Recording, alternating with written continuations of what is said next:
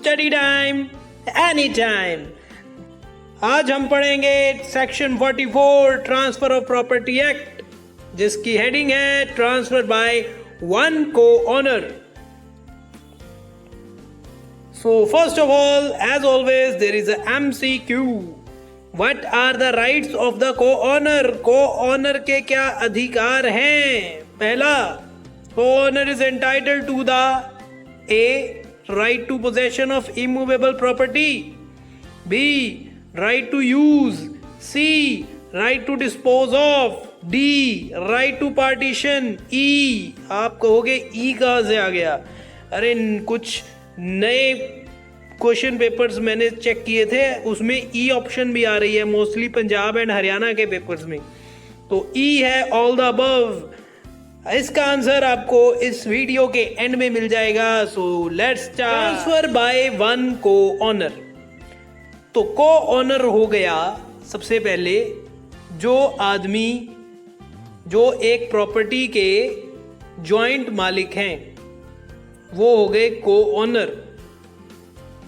तो इसकी डेफिनेशन ये बताती है, वेयर वन ऑफ टू और मोर को honours of immovable property legally competent in that behalf transfers his share of such property or any interest therein।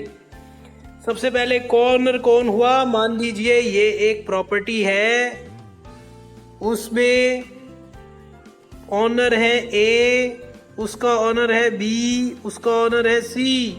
तो ये तीनों क्या हो गए? दे आर द को ऑनर्स। तीनों उसके मालिक हो गए, तो ये हो गए को ऑनर। अब डेफिनेशन क्या कह रही है? डेफिनेशन कह रही है वेयर वन ऑफ टू और मोर को honours.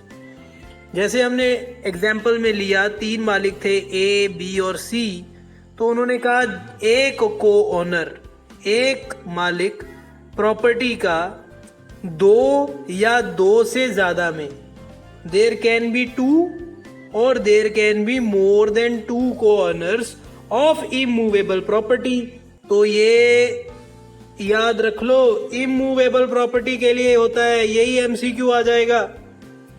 It is only related to immovable property. उसके बाद नेक्स्ट एसेंशियल है legally competent. Legally competent transfer करने के लिए, in that behalf transfer his share. A जो है वो एक को ओनर है बी और सी के साथ। अब इस एग्जाम्पल के अकॉर्डिंगली ए बी सी एक प्रॉपर्टी के ओनर हैं। ए उस प्रॉपर्टी का बी और सी के साथ को ओनर है। अब उसके पास लीगल कॉम्पिटेंसी है कि वो इस प्रॉपर्टी को ट्रांसफर कर सकता है, और ये प्रॉपर्टी इमूवेबल होनी चाहिए। अब उसने क्या किया? ए के पास जो शेयर था उसने उसको कर दिया transfer his share of such property और any interest there in. Now A has transferred his share और एनी इंटरेस्ट। इंटरेस्ट कैसे, वो आगे आएगा, कौन कौन से इंटरेस्ट होते हैं। यही हमारा एमसीक्यू था पहले जब वीडियो स्टार्ट हुई थी। The transferee acquires as to such share और इंटरेस्ट। अब मान लीजिए ए ने वो शेयर आगे जेड को सेल कर दिया। ए ने सेल कर दिया आगे जेड को। तो क्या हुआ? ये अब जेड जो है ये बन गया को ओनर, और इसके पास वही राइट्स और इंटरेस्ट आ जाएंगे जो ए के पास थे। द ट्रांसफरी हो गया जेड, खरीदार एक्वायर कर लेता है वही शेयर, वही interest, and so far as is necessary to give effect to the transfer. The transferor's right to joint possession or the common or other common or part enjoyment of the property, and to enforce a partition of the same, but subject to the conditions and liabilities affecting the date of the transfer, the share or interest so transferred। अब ये क्या कह रहा है, ये कह रहा है कि ए ने प्रॉपर्टी सेल कर दी, A sold his right to Z. अब जेड के पास वही राइट्स आ गए जो ए के पास थे। अब the transferor's right to joint possession, कौन कौन से राइट थे? एक तो ज्वाइंट पोजेशन था, और अदर कॉमन और पार्ट इंजॉयमेंट ऑफ प्रॉपर्टी। अब जिस पार्ट पर ए का कोई शेयर था उसका एंजॉयमेंट भी जेड के पास चला गया। एनफोर्स अ पार्टीशन, अब वो जो प्रॉपर्टी थी उसमें जेड कह सकता है कि मेरा इतना हिस्सा है तो मुझे ये अलग करके दे दो, partition. But subject to conditions and liabilities, तो जो भी वो अपनी पार्ट एंजॉयमेंट करना चाहता है, जो भी शेयर उसको मिला है उसको यूज करना चाहता है, तो उसके पास सिर्फ राइट्स नहीं आएंगे। The property which he has purchased from a, he will not only get the rights but he has also to do his duties, he has to oblige the liabilities. Right के साथ साथ उसको अपनी duties भी निभानी पड़ेंगी। तो conditions जो हैं, लायबिलिटीज जो हैं, उस दिन पे जिस दिन ट्रांसफर हुआ था, the date of the transfer, the share और इंटरेस्ट सो ट्रांसफर, तो भी राइट्स के साथ साथ ड्यूटीज हैं उस दिन पर, जिस डेट पर ट्रांसफर ए ने जेड को कर दी, तो वो सारे राइट्स और सारी ड्यूटीज जेड को मिल जाएंगी। आगे, where the transferee of a share of a dwelling house belonging to an undivided family. अब ये प्रोविजो ये कहती है कि ये एक जो प्रॉपर्टी की हम बात कर रहे हैं, अगर ये अनडिवाइडेड फैमिली हो, एक फैमिली की प्रॉपर्टी हो, and the transfer is not a member of the family. अब ए बी सी तो एक फैमिली के मेंबर थे, लेकिन ए ने जब शेयर सेल किया तो जेड को, तो जेड जो है वो तो मेंबर नहीं है फैमिली का, तो क्या होगा? Nothing in this section shall be deemed to entitle him to joint possession, तो फिर उसको ज्वाइंट पोजेशन मिलेगा, कुछ अदर कॉमन मिलेगा, पार्ट इंजॉयमेंट मिलेगा। तो ये प्रोविजो ये कहता है कि भाई ज्वाइंट फैमिली में अगर कोई एक बंदा ट्रांसफर कर जाता है अपना शेयर किसी नॉन मेंबर को, तो उसको ये ज्वाइंट पोजेशन, कॉमन और part enjoyment of the house नहीं मिलेगा। यहां पर आगे स्पेसिफिकली हम पढ़ेंगे को ओनर्स क्या होते हैं। मैं जूम कर रहा हूं आपके लिए। हु आर द को owners? When a property is owned by more than one person, such owners are called co-owners. एक पर्सन से ज्यादा जब किसी प्रॉपर्टी के मालिक हों तो वो होते हैं को-ओनर। When one or more parties have ownership rights in a property, they are also termed as co-owners. जिनके पास राइट्स होते हैं मलकियत के, वो भी को-ओनर होते हैं। Co-owners possess all the rights of ownership in a property. सभी राइट्स होते हैं प्रॉपर्टी के in proportion to their share. जितना जितना शेयर उनके पास है उस शेयर पर उनका पूरा अधिकार होता है। The co-owners have the right to use, right to dispose and right to possess the property. जो co-owners होते हैं वो प्रॉपर्टी को यूज कर सकते हैं, प्रॉपर्टी को डिस्पोज यानी बेच सकते हैं, और राइट टू पोजेस यानी उस पर कब्जा करने का राइट उनके पास होता है। The term co ownership includes joint tenancy, tenancy in common and tenancy by entirety. तो ये क्या होते हैं, ये आगे पढ़ते हैं। Joint tenancy is a type of co ownership where there are two or more owners of a property having an equal share in the property. तो भाई ज्वाइंट टेनेंसी वो हो गई जहां पर सभी को ओनर्स का इक्वल शेयर है। On the death of one of the joint owner, his or her interest automatically passes on to the remaining joint tenants who are alive as on that day। तो मान लीजिए इस case के हिसाब से क्या होगा कि अगर ए, बी और सी ओनर थे, ए की अगर डेथ हो जाती है तो जो सारी प्रॉपर्टी है वो बी और सी के पास चली जाएगी। ये होती है joint tenancy. Right will automatically pass to the remaining joint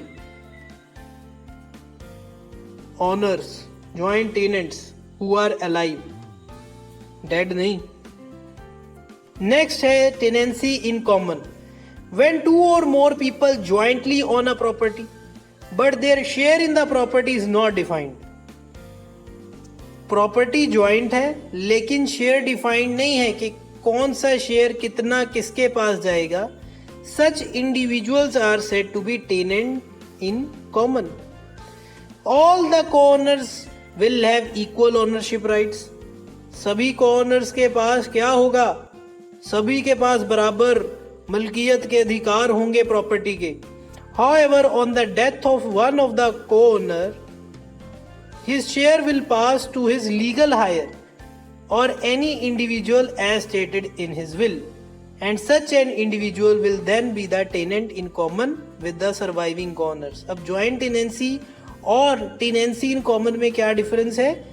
जब डेथ होगी, एग्जाम्पल ले रहे हैं ए, बी और सी, ये तीन ओनर थे, ए की डेथ हो गई। अब ज्वाइंट टेनेंसी में क्या हुआ था? शेयर बी और सी में बट गया, और अब क्या होगा? ये जो प्रॉपर्टी है वो बी और सी को नहीं जाएगी, ये जाएगी ए के लीगल हायर्स को। वो हो गए A1, A2। तो टेनेंसी इन कॉमन में फिर क्या होगा? उस प्रॉपर्टी के 4 मालिक हो जाएंगे, A1, A2, B and C। ये डिफरेंस है। वहां पर क्या हो रहा था कि ए की डेथ होने पर बी और सी को सारा राइट मिल रहा था। अगर ये 33 के ऑनर थे तो उसके बाद ए की डेथ के बाद 50% बी और सी को चला जाएगा। लेकिन टेनेंसी इन कॉमन में हायर्स जो होते हैं, जिसकी डेथ होती है, उसके लीगल हायर्स को वो शेयर डिस्ट्रीब्यूट हो जाता है। थर्ड है tenancy by entirety. This kind of co-ownership is exclusively for husband and wife। ध्यान रखिएगा, ये सिर्फ हस्बैंड वाइफ पर ही ज्यादा लागू होती है। The owners of the property should be married for co-owning a property in entirety। तो मेन एसेंशियल एंटायरिटी में क्या है? आप मैरिड होने चाहिए हो। A spouse cannot transfer his or her interest to a third party। जो पति या पत्नी है वो अपना इंटरेस्ट अब किसी और थर्ड पार्टी को बेच नहीं सकते, ट्रांसफर नहीं कर सकते। He or she can transfer the interest only in the favour of the other spouse. आप पति या पत्नी को ही बेच सकते हो।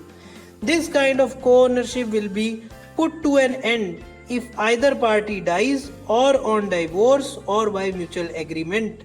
तो ये जो ओनरशिप है ये कैसे खत्म होती है? या तो एक पति या पत्नी में से किसी की डेथ हो जाए, या उनका डाइवोर्स हो जाए, या वो म्यूचुअली दोनों ही एग्री कर जाएं किसी पॉइंट पर, तब इस को-ओनरशिप को खत्म किया जा सकता है टेनेंसी बाय एंटायरिटी वाली को। तो ये है 3 तरह की को-ओनरशिप। नेक्स्ट है, इस सारे सेक्शन के पीछे कौन सा प्रिंसिपल इन्वॉल्व है, क्या बेसिक प्रिंसिपल है? तो this section is based on the principle of subrogation and substitution, where the transferee will be bestowed with all the rights of the transferor on the transfer of immovable property. Example से समझिए। A, B and C mortgage their field to X। C subsequently transfers his share in the field to D. Under this circumstance, D will have the right to joint possession with A and B and also the right to claim partition. However, the share acquired by D will still be subject to mortgage. क्या समझ में आया? तो subrogation and substitution में क्या होता है कि आपको उठाकर दूसरे बंदे को सेम पोजीशन पर बैठा दिया गया। एग्जाम्पल में क्या बताया गया है, बहुत ही क्लियरली बताया गया है कि जो सब्स्टिट्यूशन हो रही है वो किस प्रकार से हो रही है। क्योंकि इसका बेस है प्रिंसिपल का सब्रोगेशन एंड सब्स्टिट्यूशन, तो जहाँ जहाँ भी राइट्स हैं, जहाँ जहाँ भी लायबिलिटीज़ हैं, वो सारी एक बंदे से लेकर जो ट्रांसफरी है, जो खरीदार है प्रॉपर्टी का, उसको दे दी जाएंगी। तो ABC की जो प्रॉपर्टी थी यहाँ पर, उस पर मान लीजिए अगर लोन था, वो प्रॉपर्टी का नाम उन्होंने X दे रखा है यहाँ पे। अगर उस पर लोन था तो अगर C ने वो ट्रांसफ़र कर दिया आगे D को, तो क्या होगा, D C की जगह आ जाएगा, उसके पास जॉइंट पोजेशन होगा A और B के साथ, वो पार्टीशन भी क्लेम कर सकता है। लेकिन उस प्रॉपर्टी पर लोन चलता ही रहेगा। ये नहीं कि C ने अपनी प्रॉपर्टी बेच दी है D को, तो ये जो उसका पोर्शन है इतना, वो लोन से मुक्त हो गया। जब D उस पोजीशन पे आ गया तो लोन D की प्रॉपर्टी पर चलता रहेगा। तो this is the principle of subrogation and substitution. Subrogation में डेट जो होती हैं, जो लोन्स होते हैं, कर्जा जो होता है, वो भी साथ के साथ ट्रांसफ़र होता है, सब्स्टिट्यूट हो जाता है ट्रांसफरर और ट्रांसफरी में। तो इस सेक्शन के रिगार्डिंग कुछ इंपॉर्टेंट जजमेंट्स हैं, कुछ फैक्ट्स हैं जो मैं आपके साथ शेयर कर रहा हूँ। ये केस है एक बड़ा famous, Durga versus Devidas. The family members were separated and living in different places. They stayed in that house for specific purposes. The court held that using a property for short period and for a specific purpose will not make it a dwelling house. तो यहाँ पर बताया गया है कि family के members थे, वो सेपरेट हो चुके थे, अलग अलग जगह पर रह रहे थे, लेकिन उन्होंने कुछ कारण की वजह से एक हाउस में स्टे किया। कोर्ट ने कहा कि एक प्रॉपर्टी को कुछ समय के लिए, शॉर्ट पीरियड के लिए यूज करना और उसके बाद उस प्रॉपर्टी को कुछ स्पेसिफिक पर्पस के लिए यूज करना, एक तो शॉर्ट पीरियड के लिए यूज करना, फिर स्पेसिफिक पर्पस के लिए यूज करना, वो उस प्रॉपर्टी को ड्वेलिंग हाउस नहीं बनाता। ड्वेलिंग हाउस वो होता है जो एंसेस्ट्रल ड्वेलिंग हो, जहां पर यानी पुश्तैनी घर हो, कई पीढ़ी दर पीढ़ी वहां पर फैमिली रह रही हो। And the family member should have not abandoned the house, और फैमिली मेंबर्स ने वो घर छोड़ा ना हो, उस घर को हम कहेंगे ड्वेलिंग हाउस। तो ये यहाँ पर ड्वेलिंग हाउस की डेफिनेशन बताई है कोर्ट में। आगे ये सेक्शन 47 का रिलेशन है सेक्शन 44 के साथ, और ये हम तभी पढ़ेंगे जब सेक्शन 47 भी कवर कर लेंगे, तब इसके साथ रिलेट करेंगे इसको। So coming back to our MCQ answer, तो भाई आपको पता चल गया होगा कौन कौन से राइट्स हैं भाई को-ओनर के। को-ओनर क्या क्या एंटाइटल होता है अगर वो ड्वेलिंग हाउस वाली प्रोविजो छोड़ दे, तो क्या उसके पास राइट टू पोजेशन है, इमूवेबल प्रॉपर्टी में है, राइट टू यूज है, राइट टू डिस्पोज ऑफ है, जी बिल्कुल है, पार्टीशन करवा सकता है, वो करवा सकता है। तो करेक्ट आंसर क्या है, ई, सभी ठीक है, वेरी गुड। तो अगर आपको ये सेक्शन का लेक्चर अच्छा लगा है तो टाइप कीजिए thanks in the comment box. बाकी like, subscribe, share, bell icon, all कहने की जरूरत ही नहीं। Thank you so much. फिर मिलेंगे नेक्स्ट सेक्शन के साथ। Till then take care, bye bye.